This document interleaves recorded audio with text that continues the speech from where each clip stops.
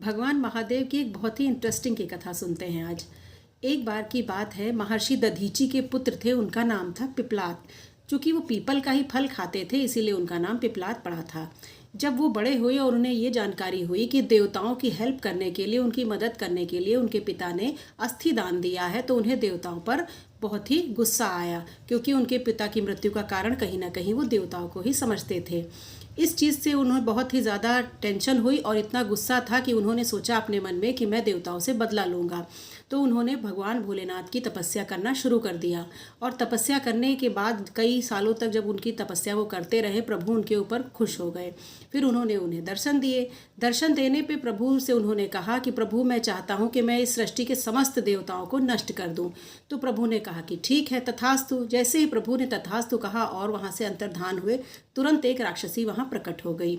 वो राक्षसी जैसे ही प्रकट हुई, उन्होंने पिपलाद से पूछा कि बताएं क्या आदेश है। तो उन्होंने कहा, तुम जाओ और इस धरती पे जितने भी देवता हैं उन सभी को नष्ट कर दो। तो सबसे पहले उस राक्षसी ने उन्हीं पे, पिपलाद पे ही आक्रमण कर दिया। पिपलाद तो बहुत भयभीत हो गए। उन्होंने उस राक्षसी से पूछा, तुम मुझे क्यों मार रही हो? तो उसने कहा कि प्रभु, मुझे तो आप में ही सबसे ज़्यादा देवता नज़र आ रहे हैं, क्योंकि इस सृष्टि में कण कण में ही मुझे देवताओं का वास नज़र आता है। तो मैंने सोचा क्यों ना आपसे ही मैं इसकी शुरुआत करूं, आपका ही वध सबसे पहले करूं।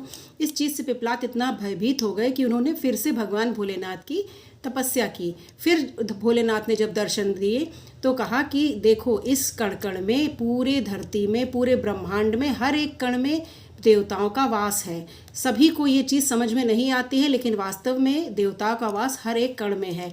तो उसने, राक्षसी ने सोचा कि क्यों ना तुमसे ही शुरुआत की जाए, और इसलिए तुम देवताओं से बदला लेने के समय तुम ये चीज़ भूल गए। तो क्रोध में कभी भी निर्णय कोई नहीं लेना चाहिए, क्योंकि क्रोध में लिया गया निर्णय क्रोध में शुरू होता है और पछतावे पे खत्म होता है। और जीवन में सभी कार्य शांति से भी संपन्न किए जा सकते हैं। तो इसलिए जीवन में ये चीज़ सदा ही याद रखना।